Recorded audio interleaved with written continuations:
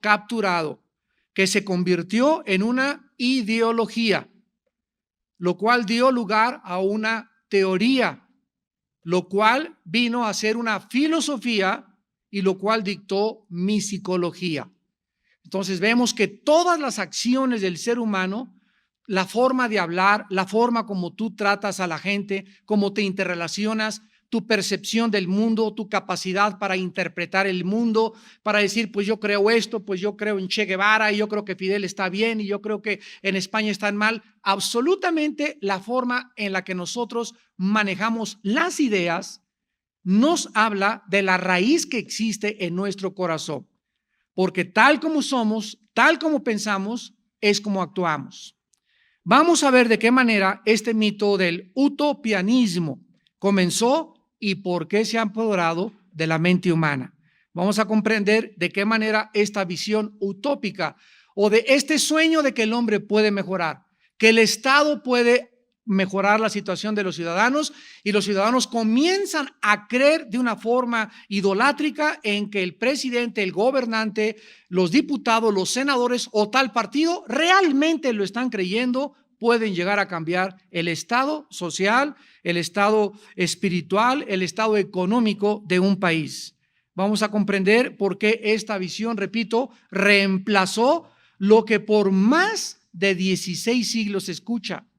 Por más de 16 siglos se entendió que la base de toda la sociedad era la naturaleza humana, creada a imagen y semejanza de Dios.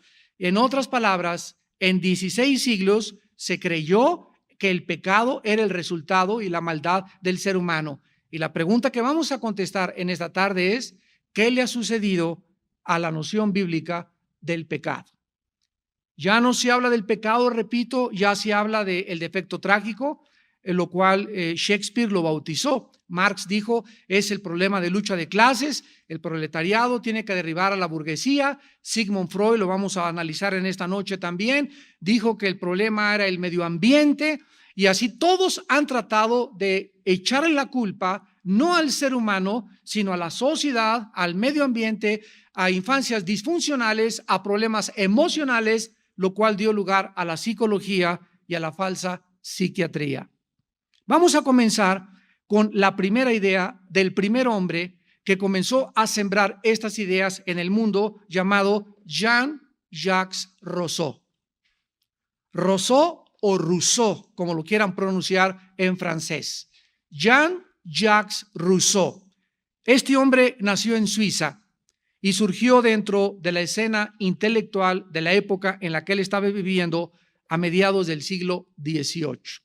O sea que un análisis breve de la historia que vamos a hacer en esta noche nos va a llevar a que del siglo XVIII a nuestros días, al siglo XXI, es donde ya aumentó, creció, se pervirtió y se degradó la sociedad en que vivimos. Este hombre ganó una notoriedad inmediata, Rousseau, porque presentó un ensayo con una tesis que jamás nadie había presentado. Se las voy a leer. Rousseau estableció esta tesis: el progreso de la civilización no es beneficioso para los seres humanos, sino dañino. Y en su estado natural, la naturaleza humana es buena y solo se vuelve mala cuando es corrompida por la sociedad. Este hombre postuló su tesis diciendo, el resultado por lo cual estamos actuando como estamos actuando es la sociedad que nos envuelve. Él vivió en tiempos después posteriores a la Revolución Francesa y comenzó a influir en muchos postrevolucionarios y comenzó a hacerle creer a la gente que realmente el Estado, si se cambiaba el Estado, si se ponía a las gentes que ellos soñaban, todo esto sembraron las semillas para el marxismo, para la psicología y para el ateísmo. Entonces este hombre comenzó a atacar y a decir lo que la Biblia dice en contraposición, y la antítesis de la Biblia es Jeremías 17:9. Perverso es el corazón más que todas las cosas, ¿quién le conocerá? Es interesante en esta noche que analicemos estas raíces y a todos estos ideólogos o filósofos de la maldad, que todas las ideas, todas las proposiciones, todas sus tesis todas absolutamente, sin excepción, atacan a la Biblia. O sea, vemos una guerra, como dijimos en la clase pasada, de ideas en el mundo que nos rodea. Y todas las ideas que surgen y que no tienen su origen en la palabra de Dios, nosotros sabemos de dónde provienen, del mismo infierno. Y nosotros tenemos que tener, que dijimos, la intuición, la percepción y el discernimiento para que las ideas que leemos en los libros de Sanborns, en los libros de la Casa de Cristal, en los libros de tu biblioteca, en los ideólogos, en los filósofos, en la escuela, cuando vayas a la universidad, tú estés preparado para poder detectar esa idea, captarla inmediatamente, llevarla cautiva a la obediencia a Cristo Jesús, rechazarla y combatirla. Porque Dios no nos manda a ser cristianos mediocres, de tragarnos solamente las ideas y la ideología, que la evolución y que venimos del chango, que el ateísmo, el escepticismo, el hedonismo, el secularismo, etcétera, etcétera, sino que combatamos estas ideas porque somos la luz del mundo. Y es algo que se ha perdido totalmente en la cristiandad. Ya no hay apologistas, ya no hay guerreros, ya no hay personas que puedan combatir esas ideas a través de la radio, a través de la televisión, a través de escritos, a través de libros, y está el mundo oprimiendo a la iglesia, y la iglesia está dejándose penetrar por toda esta barbaridad de ideologías que van a acabar, como la Biblia lo profetiza, en la apostasía de la mayor parte de la cristiandad. Dice en Proverbios 21:2, todo camino del hombre es recto en su propia opinión. Salomón escribió hace 3000 años que cada persona tiene el mejor concepto de sí mismo. Y a tus ojos tú crees que no estás mal. A tus ojos tú piensas que el homosexualismo es otro estilo de vida. A tus ojos tú piensas que doña Pachita no fue tan mala. A tus ojos y bajo tu concepto piensas que lo que pasa en España, lo que pasa en Irak no debe haber sucedido. A tus ojos. Y tenemos una percepción tan deteriorada por el pecado en nuestra mente que necesitamos ser alumbrados. ¿Y quién es la lámpara que ilumina nuestro espíritu? El Espíritu de Dios, el Espíritu Santo. Él es el único que puede arrojar a nuestra vida la luz para mostrarme que lo que yo creía, lo que yo suponía, lo que yo pensaba, de acuerdo a mis falsas conceptualizaciones, estaba totalmente yo equivocado. Y yo tengo que ser manso y humilde para someterme y desechar esas ideas, sacar esas ideologías de mi mente, no abrazarlas porque contraponen la palabra de Dios, y el Espíritu Santo me seguirá guiando y me seguirá mostrando el camino de la verdad. En Romanos 3:10, el diagnóstico de Dios es que no hay justo ni aún uno. Y aquí no hay excepciones, ni un papa, ni una monja, ni un monje, ni San Martín de Porres, ni Santa Sirindana, ni Santa Cachiporra, ni Santa como tú le llames. No hay ningún ser humano que pueda presentarse delante de Dios y decirle: Dios, soy una persona buena. Mira el convento que hice, mira el asilo que construí, me fui de rodillas a la villa, hice esto, hice aquello, nunca me he divorciado. No hay nadie que le pueda decir a Dios: Señor, recibe mi bondad y mi justicia en mis términos. Porque si así fuera, si Dios quisiera que nosotros nos portáramos bien o llegáramos a la excelencia, el camino moral, para que Él nos aceptaba, damas y caballeros, ¿por qué tuvo Cristo que morir? ¿Por qué fue necesaria la muerte del Hijo de Dios en una cruz? Dios hubiera dicho: miren, hagan lo mejor que puedan mis nenes, pórtense bien, todas las religiones nos llevan a Dios, al final todos nos vamos a ver allá arriba, porque soy misericordioso y al final me voy a arrepentir y a nadie voy a mandar al infierno. Todas estas ideas, ¿de dónde vienen? No de la Biblia, de los que atacan la Biblia.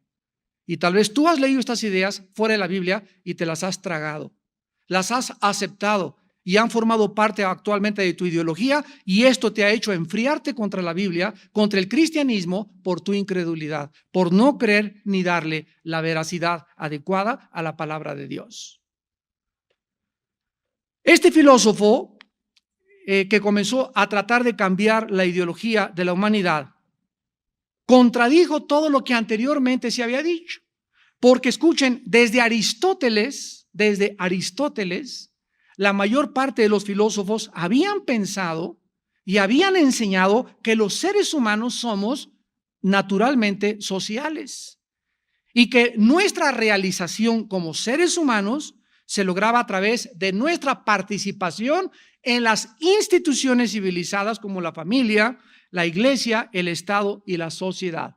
O sea, todos ellos estuvieron de acuerdo en el mismo común denominador de ideas, de que la participación del ser humano en la iglesia, en el Estado, en la sociedad, en la familia, era lo que realmente llegaba a nuestra realización. O sea, el aislarte de la sociedad, el aislarte y comenzarte a ir a un convento y a irte a un monte, lo que se llama el ermitañismo o la filosofía de los ascetas, lo vamos a ver a continuación, es antibíblico y es precisamente la idea sembrada en estas personas de creer que el mal está en la sociedad y no en nosotros mismos.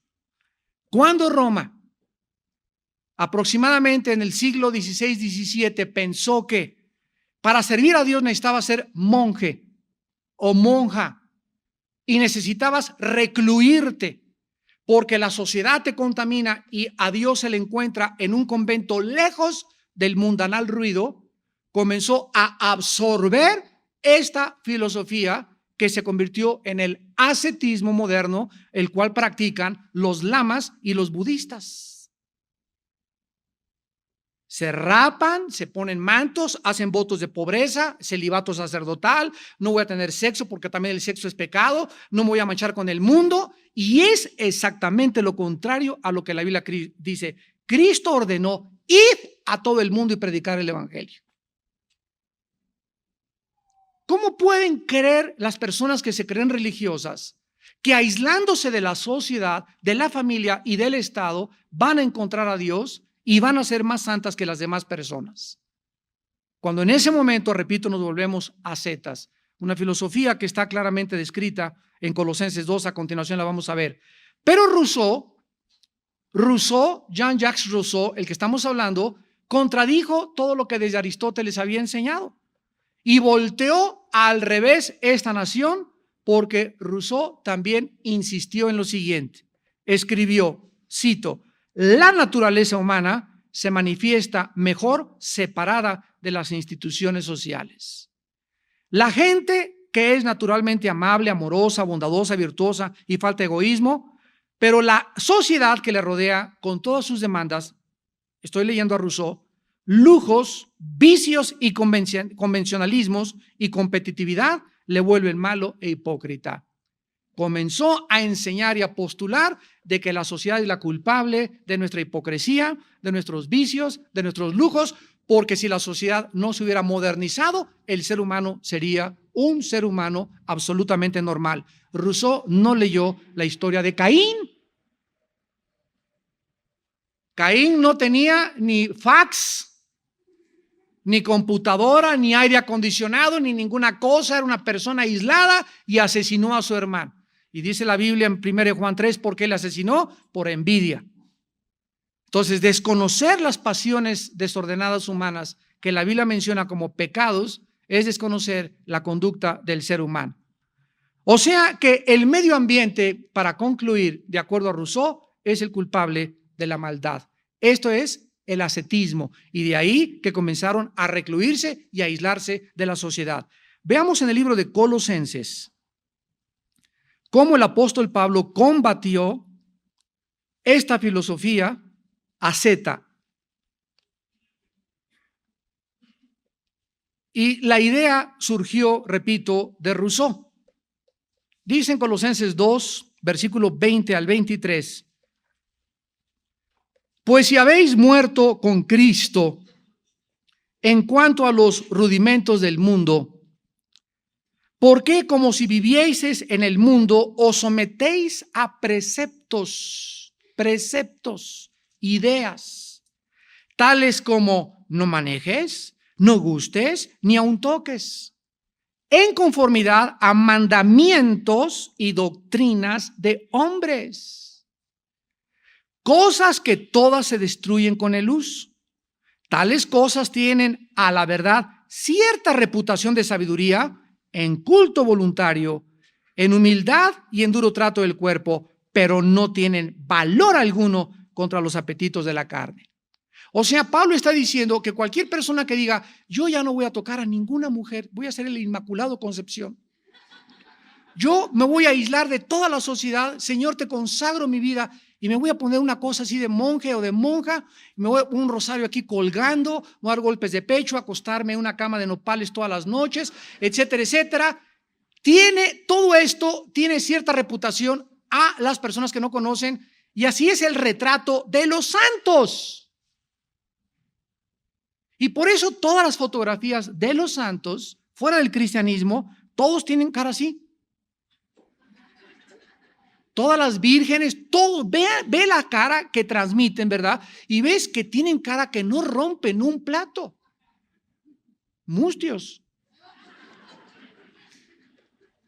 Pero ¿de dónde viene este trasfondo de que,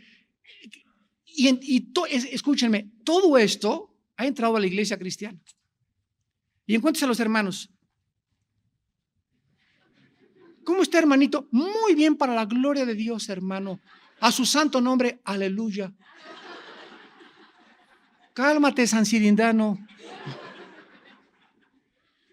Y ha entrado a la iglesia cristiana el concepto que el cristiano tiene que andar así, y las hermanas, nada de pintura, pone hasta con velo fuera de la iglesia, el vestido hasta los tobillos, parecen musulmanas. Yo siempre les he dicho, hay dos extremos en las mujeres: las que no se pintan nada que parecen momias de Guanajuato, y las que se exageran en su maquillaje, parecen árboles de Navidad. Pero la Biblia nos invita a venir al equilibrio y al centro. La Biblia recomienda, ¿verdad?, que la mujer no use exceso de maquillaje, ni un peinado así morado con verde, ni por aquí, por allá, con castañuelas por todos colgando y tintinando, ¿verdad? Y que atraiga demasiado exageradamente a su persona, al vestido que trae, pero que se arregle, que se ponga maquillaje, que se arregle el pelo, que haga ejercicio, que se mantenga linda para su esposo, etcétera, etcétera. Y no. Ustedes saben y ustedes conocen a esta clase de hermanas y hermanos en todas las iglesias. Pero ¿de dónde viene eso? De la filosofía rusista, de la filosofía ascetista, de creer que esa es la humildad. Yo recuerdo todavía hace 30, 40 años, para no ir tan lejos, conozco pastores de Argentina, amigos míos, que me han dicho, Armando, en Argentina nos enseñaron a que el pastor no podía tener una camisa limpia, arrow, una buena corbata, para ser humilde tenía que tener el cuello roto, andar de guaraches, y la iglesia podía vivir el ingeniero con una casa, por allá también el otro, pero el pastor tenía que vivir en una covacha, en un petate, y tenía que hacer votos de pobreza. Esos pastores me han dicho en Argentina, mis padres, eso me enseñaron a mí. Y además nos enseñaron que la iglesia era la que le ponía el sueldo al pastor, y se juntaban 3 o 4 familias y decían, a ver, ese pastor, ¿cuánto tome esto? Y si nos predicas grueso, te corremos y traemos otro que nos prediques normal y dulce. Y así, yo conozco en México, aquí en el área de satélite, cantidad de iglesias que funcionan bajo estas condiciones, que son familias, una puso el techo, la otra la puerta, y ellas son las que asalarian a los pastores, quitan a los pastores, ponen a los pastores y dictan hasta lo que tienen que predicar. Y si no, que se cuiden porque los corren. Un pastor de satélite me dijo, ¿sabes qué? Cuando se me abrieron los ojos, soné las campanas de la independencia, le gané al cura Hidalgo en mi iglesia y les dije, ahí se ven, ¿verdad? Y desde esa vez ha multiplicado su iglesia 5 veces más. ¿Por qué? Porque esas iglesias se llaman iglesias nicolaitas, que significa el pueblo gobierna. Y Dios no estableció que fuera el gobierno el que estableciera la iglesia, sino que fueran dirigidas por personas espirituales. Bueno, vamos a ver a nosotros que después de que Colosenses nos habla de esto, a ver si pueden apagar el celular. Rousseau vivió en una sociedad como esta, donde había un aprovechamiento de todas las personas, donde se oprimía a la clase del proletariado, a la clase pobre. Pero de manera irónica, esta filosofía de Rousseau, de una libertad condicional para el ser humano, fue la semilla. Escúchame, fue la semilla que germinó en los regímenes más opresivos de nuestro mundo moderno. Rousseau inspiró a revolucionarios como Robespierre, que fue el que se levantó contra la burguesía en la Revolución Francesa contra la Bastilla y guillotinaron a más de 300,000 personas. Rousseau inspiró a Marx, inspiró a Lenin, a Adolfo Hitler y a Mao. Todos estos hombres, leyendo sus biografías y estudiando qué es lo que pensaban, traían la semilla germinada de creer que la sociedad, si es cambiante, el Estado debe de dictar al ciudadano las normas para vivir y robarle a la familia la educación de los hijos y convertir al Estado en el Dios de este siglo. Pero ¿de qué manera sucedió todo esto? La clave es que Rousseau no definió la verdad como la afirmación de los derechos en contra del Estado, sino que Rousseau dijo que la libertad representaba o significaba la liberación de todas las formas e instituciones de la sociedad. O sea, que nos tenemos que independizar, emancipar de la familia, de la iglesia y de las comunidades locales. El Estado, de hecho, este es el resumen de la filosofía de Rousseau, es el libertador. Escucha, el Estado es el libertador, destruyendo todas las ataduras sociales del individuo para que solo el individuo le sea leal al Estado. Mateo 22, 37 al 38, le preguntaron a Jesús, ¿cuál es el más grande mandamiento?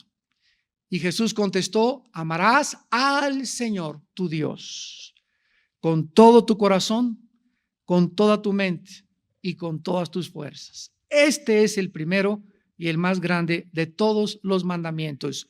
Cuando un cristiano, cuando un ser humano viene a la Biblia, y lo primero que ya vimos, Dios nos devuelve nuestra identidad, porque el pecado hizo que perdiéramos nuestra identidad. Por eso los niños quieren ser Superman, Batman, quieren bailar como Madonna, peinarse como Elvis Presley, caminar como John Travolta, como la modelo de Vanidades. Por eso ves las revistas que ves, porque quieres imitar a las Barbies, quieres imitar a los modelos del mundo. Y al llegar a Cristo, comenzamos a imitar a Dios y Dios nos ubica, nos devuelve nuestra identidad, recuperas tu identidad, tu valor y tu valía y entiendes algo en tu corazón. Nací y vivo para conocer y amar a Dios. Hasta que un ser humano puede verdaderamente considerar esta verdad y practicar esta verdad, este ser humano comienza a tener en su vida dos cosas: propósito y significado. Mientras un ser humano no tenga como su prioridad en su vida Dios, va a ser gobernador, va a ser diputado, va a ser presidente, Miss México, Mr. México, deportista, el mejor futbolista, el clímax y la cúspide que hayas podido alcanzar. Ahí cuando llegues a esa cúspide, a ese clímax, ahí te encontrarás más vacío que nunca. Y seguirás sabiendo que algo te hace falta en tu vida. Irás de mujer en mujer, de cigarro en cigarro, de filosofía en filosofía, de teatro en teatro, de cine en cine, de posición en posición, y nunca Jesús dijo, volverás a encontrar la saciedad. De esa agua tendrás siempre sed. Pero el agua que yo les vengo a dar, dijo Jesús, se convertirá en una fuente que salte para vida eterna dentro de su vida. ¿Y saben por qué, damas y caballeros, amados hermanos? Porque fuimos creados para Dios. San Agustín de Hipona decía, oh Dios, mi alma nunca tendrá paz, ni será saciada hasta vivir en tu presencia. Es cuando hacemos contacto con Dios a través de la Biblia y de Jesucristo, cuando nuestra vida comienza a adquirir dirección, propósito, significado. Cuando comenzamos a descubrir por qué vivo, cuando comienzo a tener respuesta a las tres preguntas que la filosofía ni la religión han podido contestar ni contestarán. ¿De dónde venimos? ¿Cuál es el origen? ¿Quiénes somos? ¿Hacia dónde nos dirigimos? Solo la Biblia tiene estas respuestas. Aquí nació pues lo que los políticos llaman la política de la redención. La idea de que la política puede ser el medio no solo de crear un mundo mejor, sino de transformar a la naturaleza humana, creando un hombre nuevo. Este fue el sueño y la filosofía de Adolfo Hitler. Si nosotros, el Partido Neosocialista Alemán, los nazis, podemos crear una nueva raza, él le llamó la raza aria, y quitar a los ratones, así les llamó a los judíos, y podemos levantar, y a través de la reproducción y a través de miles de experimentos genéticos que hicieron abominables los nazis, podemos levantar esa raza, vamos a controlar el mundo y durará el Tercer Reich 1 milenio, 1000 años, y 85 millones de alemanes lo creyeron.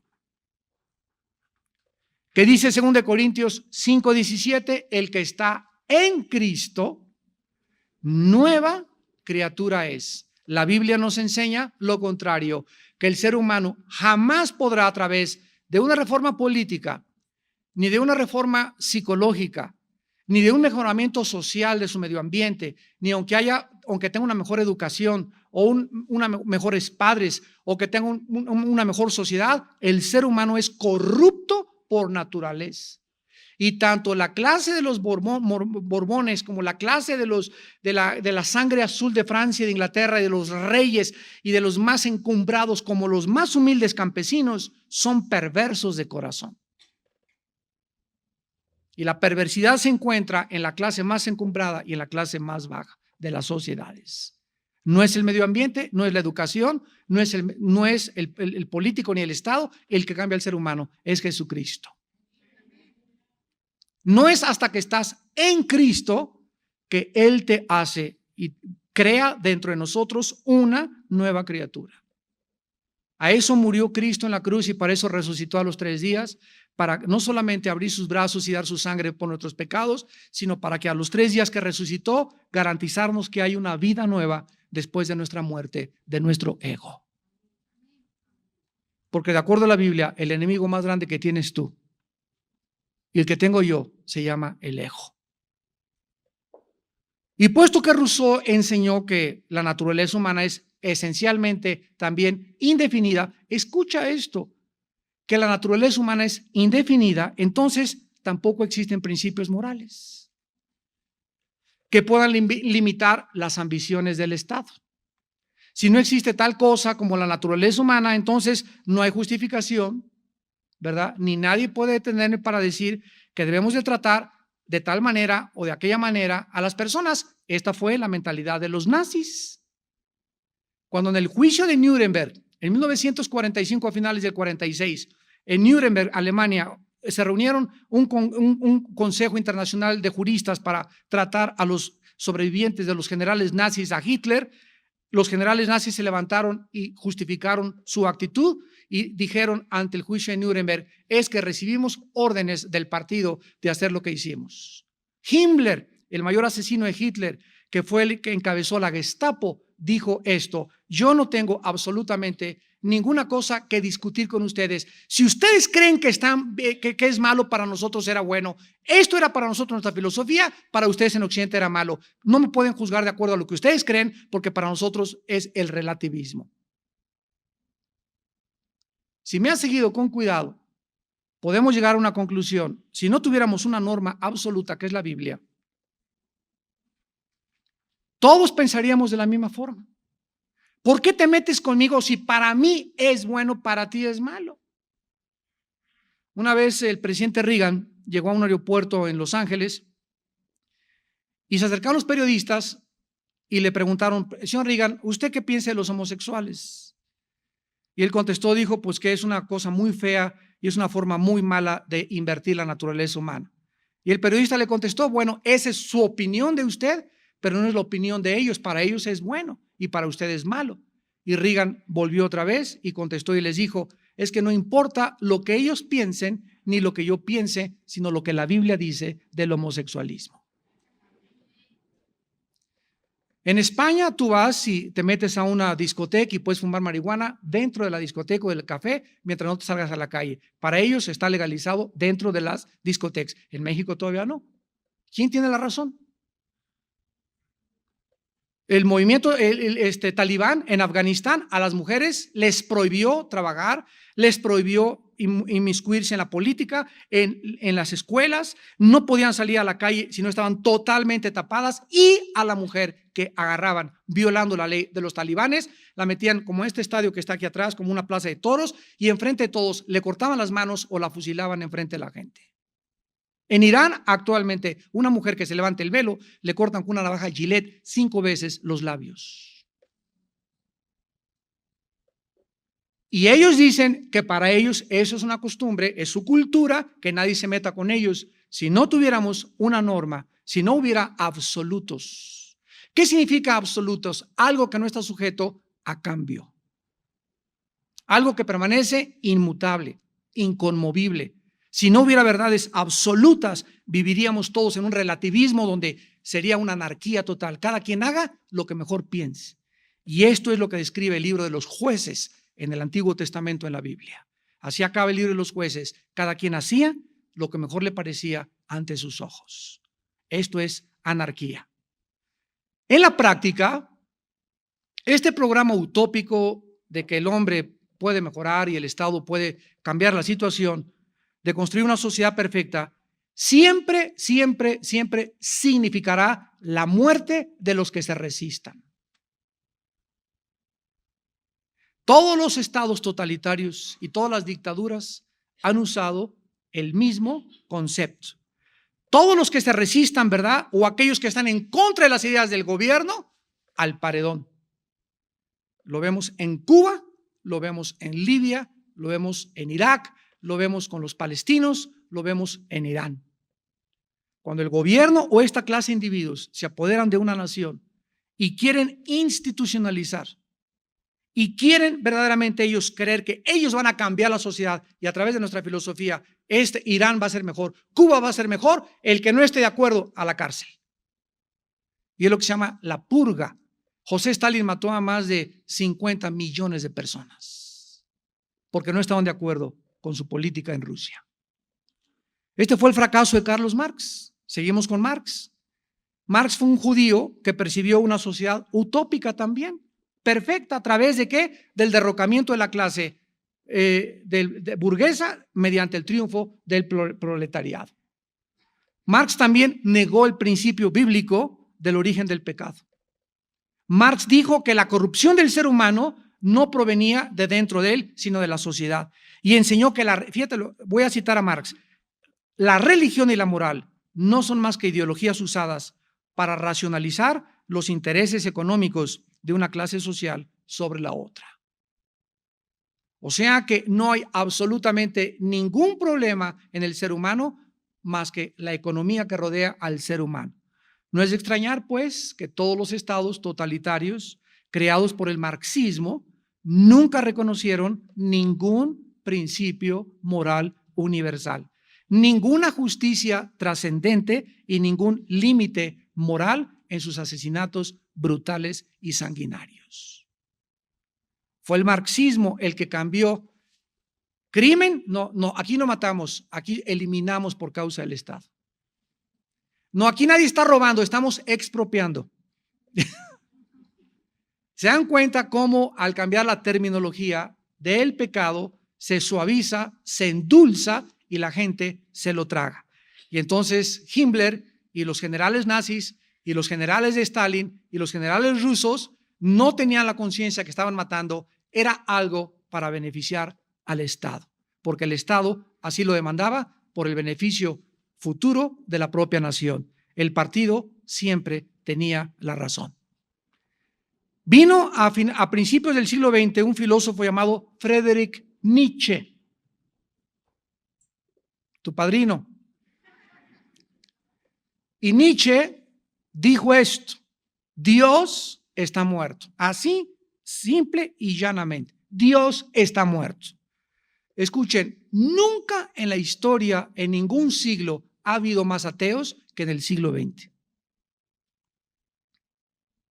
Les puedo nombrar a Nietzsche, Freud, Marx, Hitler. Bueno, Hitler no era ateo, pero por lo que practicaba, Ingersoll, Jean-Paul Sartre y todos estos hombres, padres del existencialismo francés, Todos estos hombres influyeron, y cuando el marxismo llega a México por los 60, ustedes recordarán que el presidente Allende en Chile fue derrocado, fue derribado, un golpe de Estado, y todos los ateos y los economistas marxistas les abrieron la puerta en México y llegaron aquí a México e ingresaron, invadieron y controlaron principalmente la Facultad de Economía en la UNAM, la Facultad de Economía.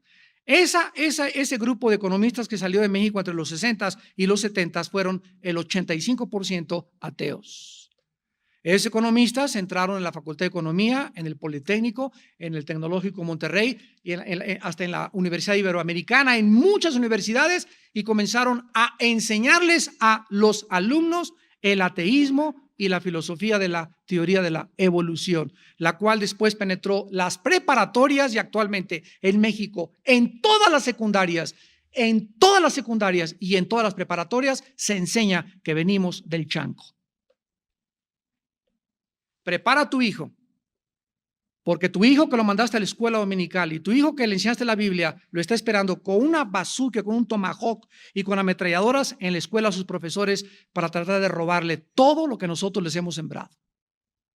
Y si tu hijo entra a la secundaria, sin bases, sin conocimiento, sin una intimidad con Dios, sin una verdadera profesión de fe en Jesucristo, tu hijo se va a convertir en un apóstata y va a abandonar la fe. O sea, realmente nunca tuvo la fe y se va a convertir tal vez hasta en un enemigo de la cruz de Cristo algún día. Este hombre, Nietzsche, con su filosofía utópica de un hombre nuevo, otra vez se repite. Un hombre nuevo inspiró a Adolfo Hitler. Fue el filósofo que más inspiró a Hitler para tratar de formar, como ya hemos visto, una nueva raza en Alemania. Nietzsche dijo: la moral cristiana no es más que una moralidad para esclavos, y las virtudes como la bondad, la humildad, la mansedumbre y la generosidad son características de los débiles.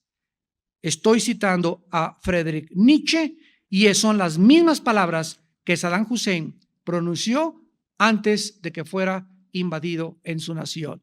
No puedo, yo le dijo un periodista de CNN, no puedo ningún hombre que es líder mostrar debilidad. La debilidad es de las mujeres, no de los hombres. ¿Qué dice 1 Corintios capítulo 1, versículo 25? Porque lo insensato de Dios es más sabio que los hombres, y lo débil de Dios es más fuerte que los hombres. Cristo, poder y sabiduría de Dios. Versículo 20, ¿dónde está el disputador de este siglo? ¿No ha enloquecido Dios la sabiduría del mundo? Vean ustedes, desde la perspectiva de los dictadores, Nietzsche, Sartre, Carlos Marx, Mao, Stalin, Rousseau, etcétera, etcétera, la debilidad no debe ser conceptualizada como una virtud en el ser humano. El hombre tiene que, de ahí viene, el hombre tiene que ser macho. Y tiene que imponerse con su personalidad así. Y por eso en México así, la mayor parte de los políticos así, miran todos. Todos. Si no tienes esta cara, no eres político. Si no tienes esta cara, no eres policía. Tú en un indito, baja del cerro, ¿cómo está? Mi patroncito, ponle una cachucha y una macana. Y lo transformas inmediatamente al darle autoridad. Y esto viene de los genes y de la cultura transmitida, de todas estas falsas ideologías. Estados Unidos fue formado, la única nación que fue formada en la Biblia, es la única nación en la historia que fue formada con la Biblia, los Estados Unidos. Y tú ves a los políticos y siempre están con una sonrisa oreja a oreja. Ves a los policías, te para un policía de Estados Unidos, ¿cómo está? Te llega riendo y aquí te llegan y parece que te van a macanear. ¿Por qué esa actitud? Por la ideología, por la cultura, de donde tiene todo su raíz. De forma paradójica, Nietzsche se hace homosexual a los 35 años y muere loco a los 42 años de edad en un manicomio. El hombre que dijo que Dios estaba muerto nunca supo que él fue el que murió, pero Dios seguía vivo. Dice en Romanos 1:22, profesando ser sabios se hicieron necios. Y finalmente tenemos a Sigmund Freud, llamado el padre de la psicología moderna. Él ha sido una de las personas que más le han quitado. Escucha, si tú vas a estudiar psicología, cuídate cuando te enseñen a Freud el conductismo y el psicoanálisis, para que ya con un filtro, si vas a estudiar psicología, lo puedas filtrar y no te tragues todo lo que te están enseñando. Freud enseñó que el sentido de responsabilidad moral no existía. Es una de las personas que le quitaron, repito, más que nadie, el sentido de la responsabilidad moral al individuo. ¿Por qué? Freud redujo al ser humano a un animal complejo. Rechazó las explicaciones de la conducta humana relacionadas con el pecado, el alma o la conciencia. Dijo que no existían esas cosas y las sustituyó con términos científicos tomados de la biología como instintos o impulsos. En la teoría freudiana, las personas no son agentes racionales, sino títeres de fuerzas inconscientes que los seres humanos no podemos comprender ni controlar. En otras palabras, nosotros somos movidos, somos robots de una forma inconsciente. El profeta Ezequiel, hace 2800 años aproximadamente, escribió en el capítulo 18, versículo 2, versículo 4 de la Biblia: he aquí que todas las almas son mías, como el alma del Padre, así el alma del Hijo es mía, dice el Señor. El alma que pecare, esa morirá. Ahora, ve en el versículo 20 que dice Dios: el alma que pecare, esa morirá. El Hijo no llevará el pecado del Padre, ni el Padre llevará el pecado del Hijo. La justicia del justo será sobre él y la impiedad del impío será sobre él. Aquí Dios está hablando de dos cosas. En primer lugar, no está negando la herencia maldita del pecado. Por ejemplo, permítame explicarles. Si mi abuelo fue alcohólico y mi padre fue alcohólico, yo voy a tener una tendencia muy grande de ser alcohólico. Si mi padre fue diabético, mi madre fue diabética y mis abuelos fueron diabéticos, yo voy a tener una propensidad tremenda hacia la diabetes. Ok, entonces no se está negando que hay una herencia genética, física, que afecta enfermedades, alcoholismo, etcétera, etcétera. Lo que se está negando aquí es la responsabilidad. Si mi padre fue borracho, mi madre fue borracha y yo tengo la probabilidad de heredar la borrachera, yo tengo que escoger seguir siendo borracho como ellos o recibir a Cristo y ayudar a pelear contra la borrachera. Yo no puedo decir yo soy borracho porque lo heredé de mi madre. Es lo que Dios está diciendo. Yo soy así porque mi mamá fue prostituta. Yo soy así por la niñez y la infancia disfuncional en la que yo nací. Es que mi padre me violó y yo soy así prostituta porque me gustan las mujeres, porque de chica tuve relaciones con mujeres. Nadie, de acuerdo a la Biblia, puede justificar sus pecados por el medio ambiente o por la herencia. Cada quien es responsable. Tú has escogido ser así porque así te ha gustado. Y Dios en esta tarde te ofrece el perdón de tus pecados. Y te ofrece cambiar. Y si tuviste un medio ambiente que no fue adecuado y creciste en Tepito y te decían el mochorejas de la Merced y matabas en Sion el Zahualcóyotl y te violaron desde niña y te hicieron lo que te hicieron, la gracia de Dios es más grande que las maldiciones que heredamos.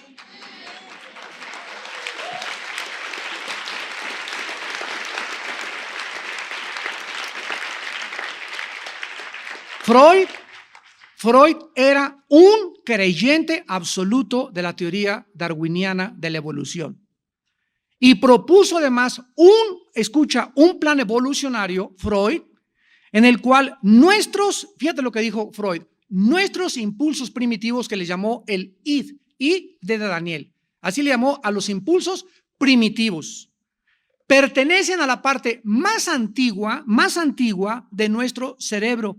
Mientras que la mente racional, a la cual él llamó el ego, es un desarrollo posterior de la más alta evolución de la corteza cerebral. O sea que el ser humano tiene en la mente inconsciente algo que desciende de los animales, por lo cual el ser humano se comporta como animal muchas veces. no es responsable de sus acciones y él no tiene la culpa de haber heredado eso genéticamente. Así que lo que la sociedad, de acuerdo a Freud, califica como malo, no es realmente malo, simplemente es el reflejo animal de la parte más antigua del cerebro. Que dice 1 Corintios 2, versículo 11, contradiciendo todas las tesis de Sigmund Freud, dice 1 Corintios 2, 11, ¿quién de los hombres sabe las cosas del hombre, sino el espíritu del hombre que está en él?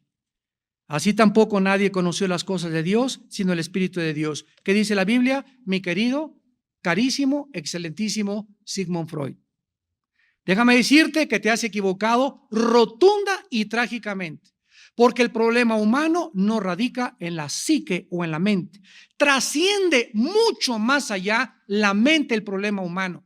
Y como tú no conoces la Biblia ni tienes al Espíritu Santo, has limitado tu problemática y la conducta humana a la mente, pero la Biblia nos manda, nos enseña que el problema humano, la raíz del problema humano radica en el espíritu.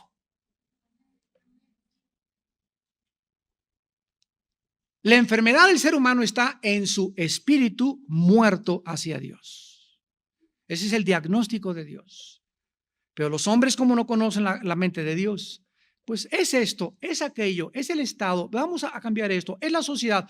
Hemos visto en esta tarde cómo todos los seres humanos sin la Biblia se han equivocado, porque hay caminos que parecen derechos y su fin es camino de muerte. La Biblia nos muestra que nosotros debemos de regresar totalmente a los principios y a los fundamentos de la palabra de Dios. Porque si no tenemos una luz que es la Biblia, toda la luz que te pueda dar el mundo son tinieblas. Todos estos fueron hombres comunes y corrientes, pero Jesús dijo, yo he venido de arriba. El que es de la tierra, cosas terrenales habla, el que viene del cielo, cosas celestiales habla. Y los seres humanos tenemos la propensidad a creerle más a los seres humanos que el único ser humano en la historia que ha venido del cielo y que nos ha dicho, yo soy el camino, la verdad y la vida. ¿Por qué esta tendencia de creer más fácilmente la mentira? Esto nos demuestra que el diagnóstico de la Biblia es acertado, porque el hombre es fundamentalmente malo y perverso. Y necesita nacer de nuevo. Necesitamos que Dios haga de nosotros una nueva criatura dentro de nosotros. Y una vez que nacemos de nuevo y recibimos a Cristo y nos convertimos, necesitamos mantener este estado. Ya es nuestra responsabilidad, que se llama la santidad. La santidad es el progreso gradual de nuestro crecimiento espiritual en Cristo. Y muchos santos que en esta mañana, en tarde me escuchan, muchos cristianos que ya tienen años en la iglesia cristiana, ¿por qué actúan como actúan? ¿Por qué siguen pensando como siguen pensando? ¿Por qué se siguen tragando? ¿Por qué tienen tantas dudas? Porque no han renovado su manera de pensar. Romanos 12:2. No leen, no memorizan, no meditan, no estudian la Biblia. No tienen comunión íntima con Dios diario. Dependen de su sabiduría, dependen de su carne, dependen de sus aptitudes, dependen de sus dones. Y cuando comenzamos a independizarnos y a depender más de las facultades naturales del alma, caemos en la idolatría y en la apostasía. Y sin que te des cuenta, comienzas a abandonar poco a poco el camino de Dios. Tenemos la palabra profética más segura, a la cual haríamos bien en estar atentos. Como una